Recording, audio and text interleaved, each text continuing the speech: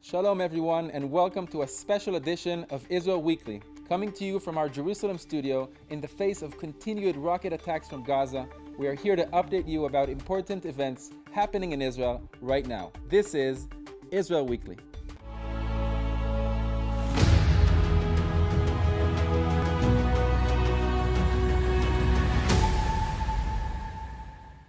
From Tel Aviv to Beersheba, Jerusalem to Sderot, thousands of innocent Israelis, including children, have been forced to remain in their bomb shelters and safe rooms as rockets rain down across the country.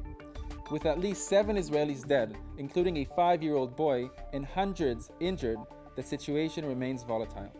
Here are 5 facts you need to know about the current situation in Hamas's reign of terror. On May 10, 2021, Iranian-backed terror group Hamas escalated street protests in Jerusalem by launching over 400 rockets specifically at Israeli civilians in Jerusalem and southern Israel. 7 people have been killed, including a 5-year-old child, while dozens more have been wounded. Prior to this, Hamas also launched incendiary and explosive balloons into Israel, setting fire to hundreds of acres of agricultural fields. The Israel Defense Force is working hard to stop the firing of rockets on Israeli civilians, and it has only been targeting Hamas military personnel and positions. Unfortunately, because Hamas is firing rockets at Israel from civilian neighborhoods and continues to use its own people as human shields, Palestinian civilians have been caught up in the crossfire of the ongoing conflict, with some even being killed by failed Hamas rocket launches.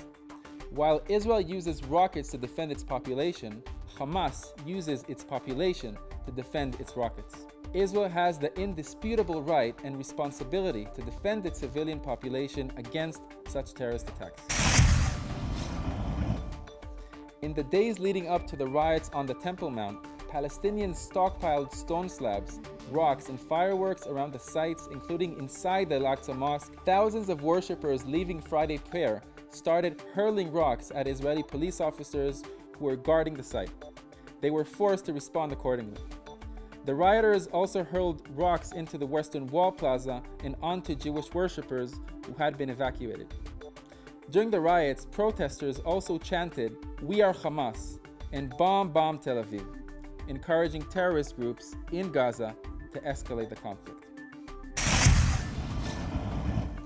Hamas has been manipulating the situation in Jerusalem from behind the scenes to gain political capital at the expense of its rival, the Palestinian Authority, and President Mahmoud Abbas.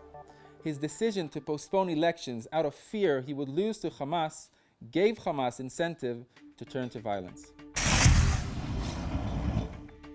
It's important to note that the slogan "Al-Aqsa is in danger," which is being used to fuel the fighting, is a century old. Long before the establishment of Israel, extremists have been promoting conspiracy theories about the Jews, threatening to destroy the Al-Aqsa Mosque. This weaponized rhetoric is used to incite violence against Israel and Jews in general, usually resulting in many deaths.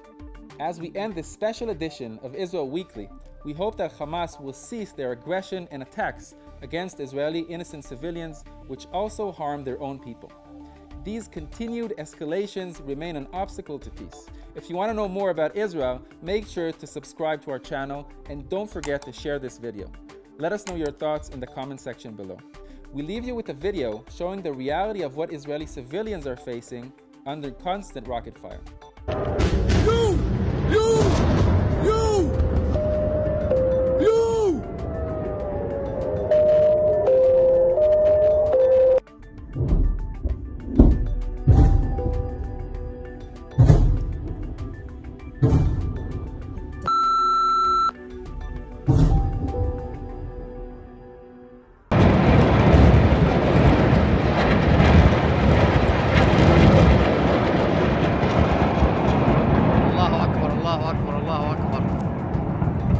الله أكبر على تل أبيب.